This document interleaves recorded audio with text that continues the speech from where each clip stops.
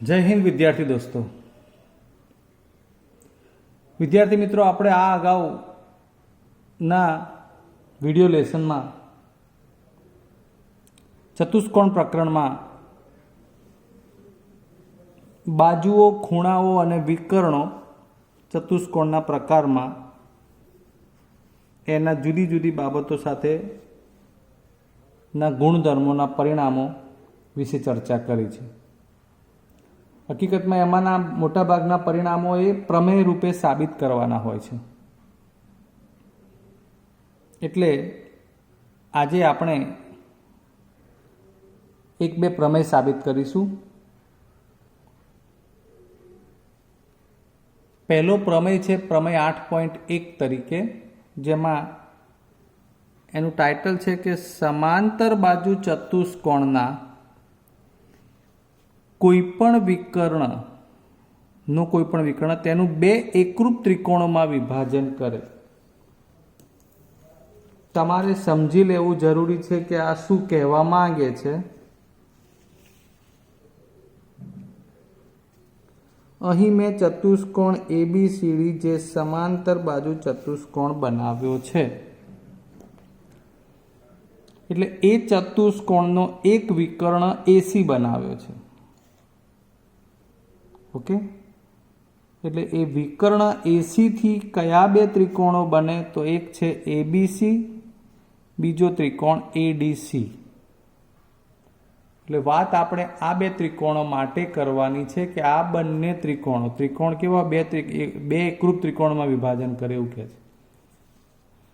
એટલે આ વિકર્ણ AC જે સમાંતર બાજુ ચતુષ્કોણ ABCD અત્યારે બનાવે છે એમાં બનેલો છે, એટલે આ બંને ત્રિકોણો એ એકરૂપ થાય એવું કહે છે, જે આપણે ભૌમિતિક રીતે સાબિત કરવાનું છે। પ્રમેયનું ટાઇટલ આપણે જોઈ લીધું, હવે આપણે એના પક્ષ સાધ્યની વાત કરવાની છે। પક્ષ એટલે આપેલી બાબત, શું આપ્યું છે એ પક્ષ છે આપણા માટે। તો હવે તમે વિચારી શકો કે તમને ચતુષ્કોણ આપી દીધો છે કે ચતુષ્કોણ ABCD સમાંતર બાજુ ચતુષ્કોણ છે। અહીં આપણે લખી શકીએ ચતુષ્કોણ ABCD સમાંતર બાજુ ચતુષ્કોણ છે।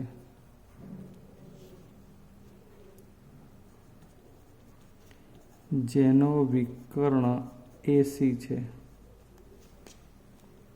વિકર્ણથી બનતા હવે બે ત્રિકોણોની વાત છે। આપણે એક વિકર્ણ AC આપેલો છે એવું લઈને આગળ વધવાનું છે। હવે આ બે ત્રિકોણ કેવા હોવા જોઈએ? એકરૂપ। એ આપણે સાબિત કરવાનું છે, જેને આપણે સાધ્યમાં લઈશું। તમારે લાલ પેન ક્યાંય વાપરવાની નથી।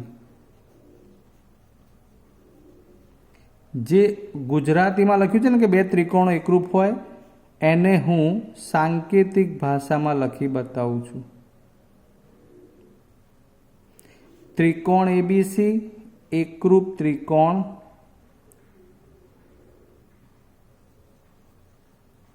CDA, અને જો વિકર્ણ બદલો, BD વિકર્ણ લો, તો બીજું પરિણામ આવું પણ થાય।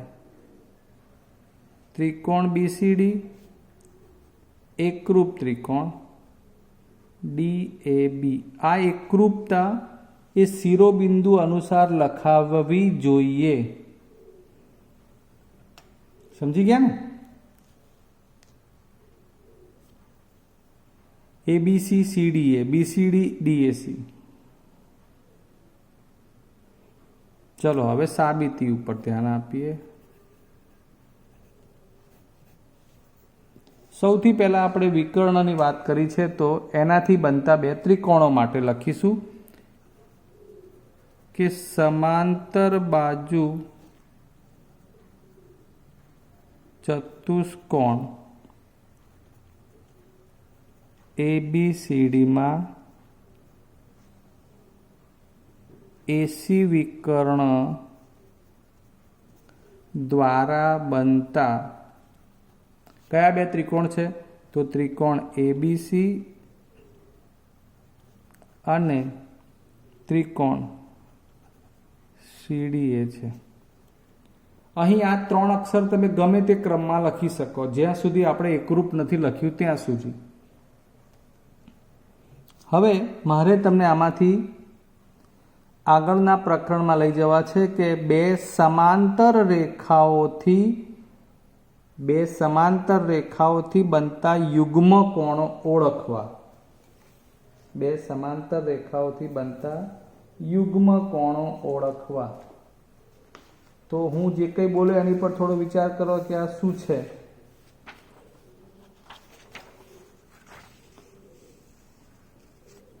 આવું આપણે જોયેલું છે કે આ બે રેખાઓ સમાંતર હોય અને આ એની છેદિકા બનતી હોય તો એની બંને તરફ આ રીતે યુગ્મ કોણ બને, બરાબર છે, આમ ઝેડ આકારે। આ જેને યાદ છે એનું કામ છે।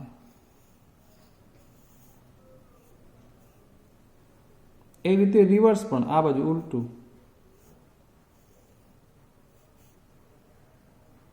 ક્લિયર?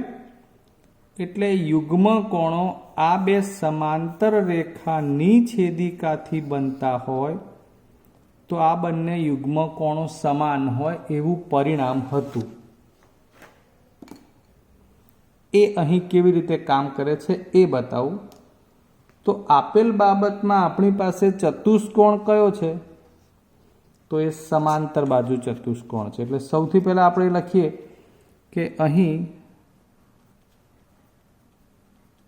સમાંતર બાજુ ચતુષ્કોણમાં, એટલે કે ABCD માં બે બાજુઓ સમાંતર લીધી છે આપણે, AB સમાંતર CD। આ AB અને આ CD આ સમાંતર છે અને આ AC તેની છેદિકા લેવાની।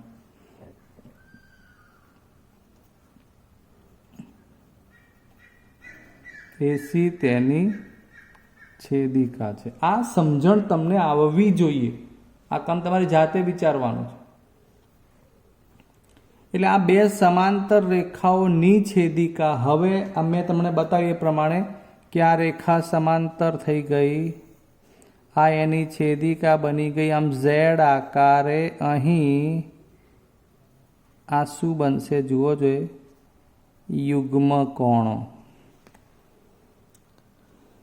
CAB, એટલે આ ખૂણો પેન્સિલ બતાવું છું, ધ્યાન ઉપર રાખજો, ત્યાં ભાગ ઉપર CAB, બધી જ સમજાય એવી વાત કરું છું।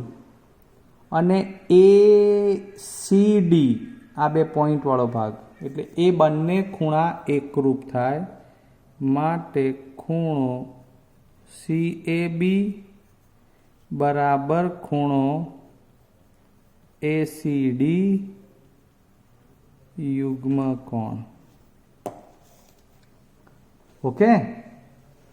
હવે હોશિયાર વિદ્યાર્થી છે ને હંમેશા એ વિચારતો જ હોય કે સર જેમ AB સમાંતર CD ની છેદિકા AC હોય તો એ જ રેખા AC ને આ બે રેખાઓ માટે છેદિકા ન બનાવે। જુઓ આ પેન પેન્સિલ વાળો ભાગ છે ને એ બે સમાંતર છે। કઈ બે રેખાઓ થાય? તો આ પેન વાળો ભાગ જુઓ BC અને આ પેન્સિલ વાળો ભાગ જુઓ AD।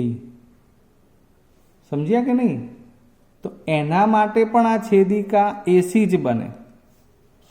હજુ વ્યવસ્થિત સમજાવું તો આકૃતિ આવી બને, આ રીતે, જેમ આમ બની છે એમ અહીંયા આમ બને, હવે આમ બને, બરાબર?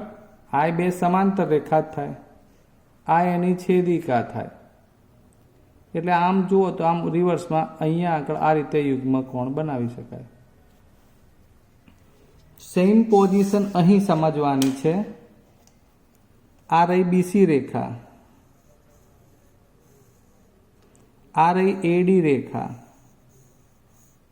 અને આ AC એની છેદિકા।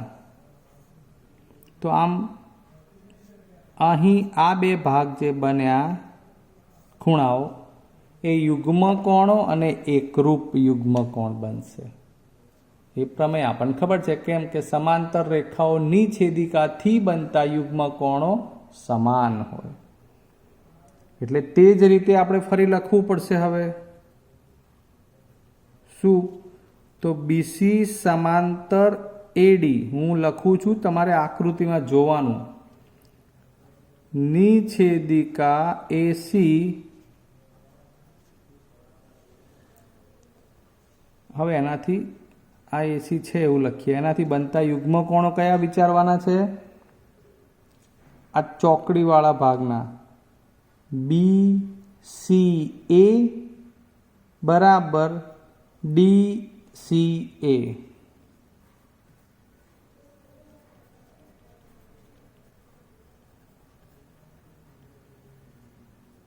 યુગ્મ કોણ. Done. Sorry, D A C, my big mistake, not chilling. Okay, DAC ચોકડીમાં એ વચ્ચે આવે છે એટલે એ જ આવવું જોઈએ નામ, ક્યાંય ફેરફાર નહીં ચાલે. આમ BCA બરાબર DAC એ યુગ્મ કોણો જે BC અને AD ની સમાંતર રેખાઓની છેદિકા AC થી બને છે. બંને વખતે AC છેદિકા એક જ છે મિત્રો, પણ એકવાર તમારે બે ઊભી સમાંતર રેખા લેવાની છે, એકવાર બે આડી સમાંતર રેખા લેવાની છે. આટલું યાદ રાખી અને યુગ્મ કોણો વિચારવાનું છે. હવે હું જરા પ્રેક્ટિકલી બીજી બે આકૃતિ દોરી અને તમને જે કંઈ સમજાવું છે એની વાત કરું. તમારી પાસે અત્યારે આવું છે,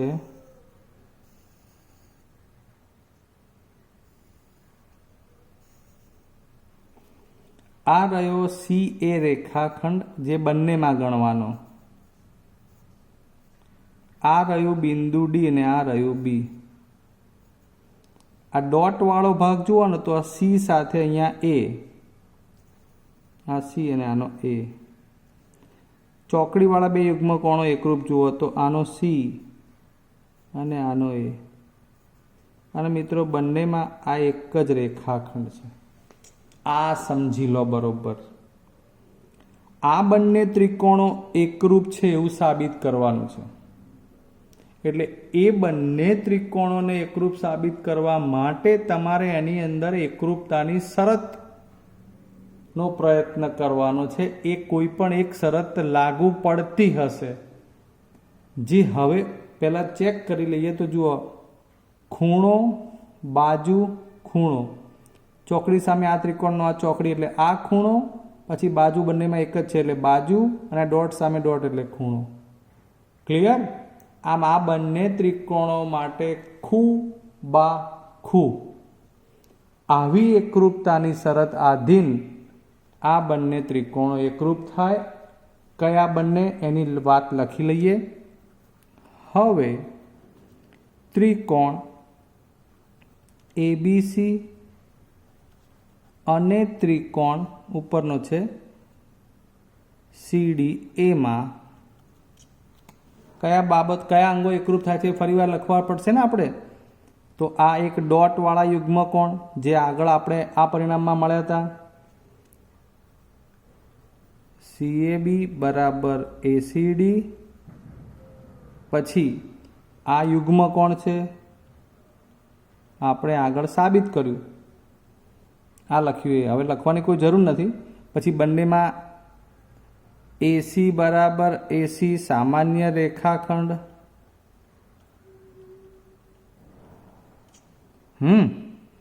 અને પાછો આ ચોકડીવાળા બે યુગ્મ કોણ એટલે કયા બને? BCA એટલે આ બરાબર DAC જે આપણે આ સાબિત કર્યું છે તે જ. હવે આપણે આ લખી બતાવ્યું કહેવાય, આ સમજાવ્યું મેં તમને, આ દોરવાની જરૂર નથી તમારે. ખૂણો બાજુ ખૂણો, આમ ખૂબાખૂ શરત મુજબ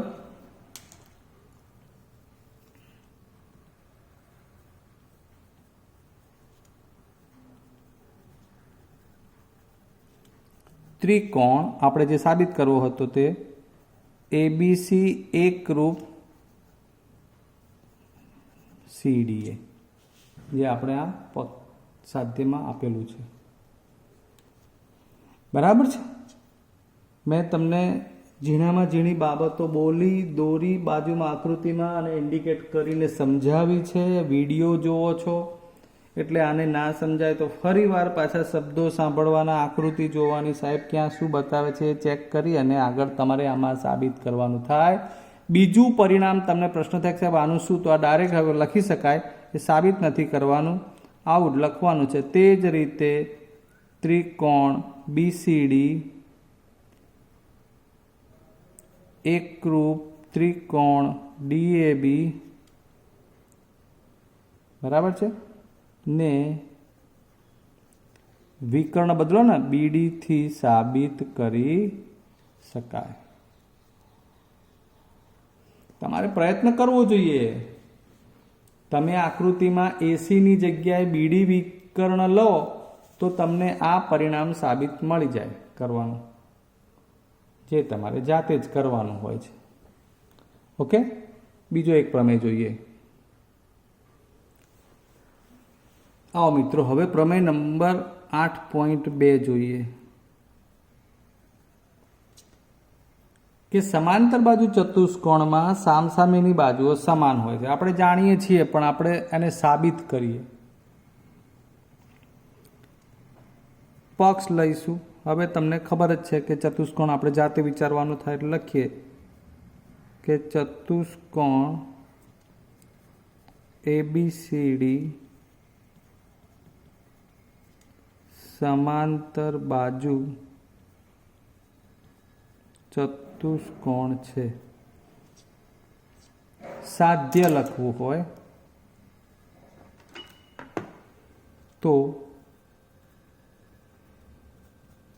આવું બને.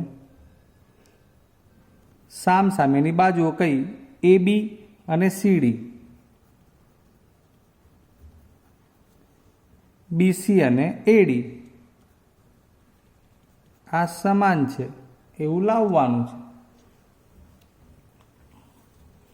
મિત્રો, આગળ આપણે જે પ્રમેય જોયો ને એના અનુસંધાનમાં તમને આકૃતિ ABCD તો ખબર પડી જ ગઈ છે, વિકર્ણ એસી છે એવી પણ ખબર પડી ગઈ છે.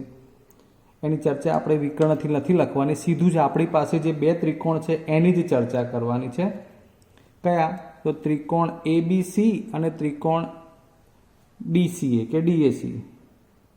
આમાં તમે જોયું જ છે હમણાં કે આ બે ડોટ એટલે યુગ્મ કોણ મળ્યા હતા, આ બે ક્રોસ ખૂણા એટલે કે યુગ્મ કોણ મળ્યા હતા, અને આ બંનેમાં એક જ રેખાખંડ હતો. ઓલરેડી તમને એ ખબર પડી જ ગઈ છે કે ખૂબાખૂથી આ બંને ત્રિકોણો એકરૂપ થાય. ચલો ત્યાં સુધી લખી નાખીએ એટલે ઓટોમેટિક આઈડિયા આવી જશે.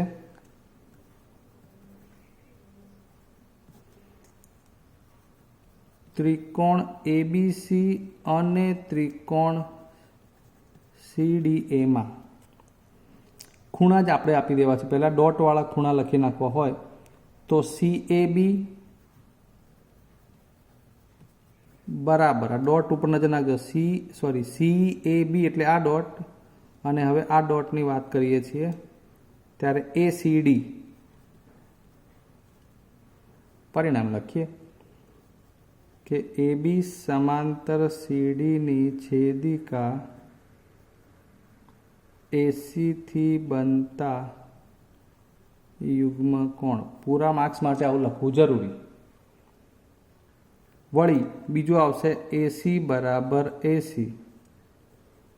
સામાન્ય બાજુ, જે બંનેમાં છે, ઉપર નીચેના બંને ત્રિકોણમાં AC એક જ રેખાખંડ છે. ત્રીજું પાછું ફરી ખૂણા ચોકડીવાળા BCA, સેમ છે ઉપરનું, ફરી ચોકડી તો DAC, જે તો કઈ બે સમાંતર રેખાઓ હતી? BC અને AD.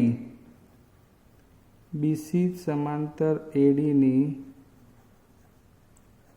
છેદિકા AC થી બનતા યુગ્મ કોણ. બસ ખૂબ આખું શરત અનુસાર સીધું જ હવે આપણે ત્રિકોણો એકરૂપ આપી દઈએ. માટે ત્રિકોણ ABC એકરૂપ. આ ટાઇટલ અહીંયા તમારે શિરોબિંદુમાં ખાસ ધ્યાન રાખવાનું, આ CDA એવું જ લખાય, અહીં ગોટાળો નહીં ચાલે. ચલો ત્યારે આ બે ત્રિકોણો એકરૂપ આવી ગયા મિત્રો. હવે યાદ કરો આપણે CPCT એવું કહ્યું હતું. CPCT નો મતલબ આપણે એવું કહ્યું હતું કે જો બે ત્રિકોણો કોઈ એક શરતથી એકરૂપ આવે કે જેમાં 3 અંગો એકરૂપ આપ્યા હોય ને એ પ્રમાણે, જેમ કે અહીંયા ખૂબ આખુંથી બે ત્રિકોણો એકરૂપ બન્યા છે, તો બાકીના અંગો 6 અંગો અનુરૂપ અંગો એકરૂપ લઈ શકાય. એ અનુસાર આ બે ત્રિકોણો એકરૂપ થઈ ગયા હોવાથી આપણે AB બરાબર CD પણ લઈ શકીએ. પહેલું બીજું બરાબર, અને BC બરાબર AD પણ લઈ શકીએ, બીજું ત્રીજું શિરોબિંદુ, જે આ CPCT પ્રમાણે સામસામેની બાજુઓ છે AB અને CD, BC અને AD, જે આપણું સાધ્ય છે સાબિત થઈ ગયું. ક્લિયર? આમ સમાંતર બાજુ ચતુષ્કોણમાં સામસામેની બાજુઓ સમાન હોય, જેને આપણે ગુણધર્મ રીતેની રીતે કહેતા હતા, એને આપણે પ્રમેયથી સાબિત કર્યું છે. એટલે આવા ઘણા બધા પ્રમેય આમ તો તમારે જોવાના થાય છે. એટલે એના માટે તમને ખબર પડી ગઈ હશે કે અગાઉની થિયરી તમારે ખાસ યાદ રાખવી પડે. મોટાભાગે સમાંતર રેખાઓની છેદિકાથી બનતા યુગ્મકોણ, અનુકોણ, અંતઃકોણના ટાઇટલ હોય, બરાબર છે. અને એક અહીંયા જે ગુણધર્મો ભણી ગયા એનો પાછો બીજા પ્રમેયમાં ઉપયોગ થતો હોય. એટલે ફરીવાર ખાસ કહું છું કે તમારે ભૂમિતિમાં થિયરીના ટાઇટલ્સ જે હોય એ ખાસ યાદ રાખવાના હોય છે. આવતા વિડીયોએ મળીશું, ત્યાં સુધી રજા લઈએ. જય હિન્દ.